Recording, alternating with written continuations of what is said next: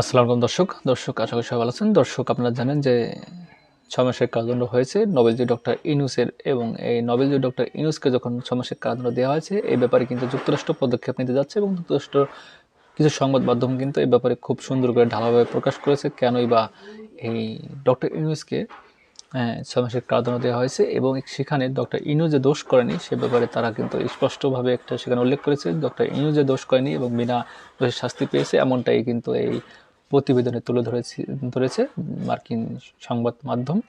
তো দর্শক এই ব্যাপারে আপনাদের বিস্তারিত জানাবো, আপনারা একটু লক্ষ্য করবেন যে শান্তিতে নোবেলজয়ী ডক্টর মোহাম্মদ ইউনূসকে 6 মাসের কারাদণ্ড দেওয়ার বিষয়ে প্রতিবেদন এসেছে। আন্তর্জাতিক প্রায় সব গণমাধ্যম এটা প্রকাশ করেছে। 1 জানুয়ারি এই বিষয়ে প্রতিবেদন প্রকাশ করেছে এপি ও ওয়াশিংটন। এই ব্যাপারে আপনাদের এখন বিস্তারিত জানাচ্ছি আমি।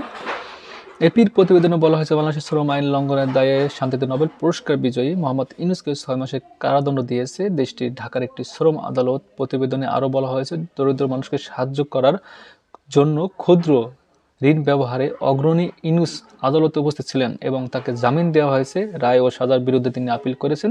30 দিনের সময় দিয়েছেন আদালত।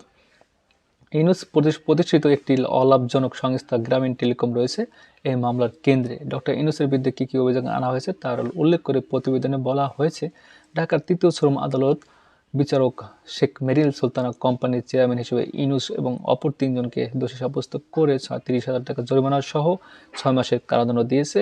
রায় ঘোষণার পরে কিন্তু ডক্টর ইউনূস বলেছেন তিনি দোষ করেননি, তারপর তিনি দোষের শাস্তি পেয়েছেন। হ্যাঁ দর্শক, এই লেখাটা কিন্তু খুব সুন্দর করে লিখেছে মার্কিন গণমাধ্যম যে তিনি দোষ করেনি, তারপর তাকে দোষের শাস্তি দিয়েছে। দর্শক, এখানে কিন্তু একটা খেলা জমবে যে দেখা যাবে যুক্তরাষ্ট্র এই ডক্টর ইউনূসকে কিন্তু তারা আগে থেকে খুব ভালোভাবে জানে এবং চিনে।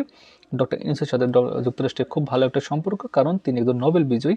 এই জন্য হয়তো যুক্তরাষ্ট্র এ ব্যাপারে বাংলাদেশের বিরুদ্ধে একটা পদক্ষেপ নেওয়ার সম্ভাবনা দৃঢ়ভাবে আছে। আপনারা জানেন যে নির্বাচন ঘিরে কিন্তু যুক্তরাষ্ট্র শুরু থেকে কিন্তু তৎপরতা চালাচ্ছে।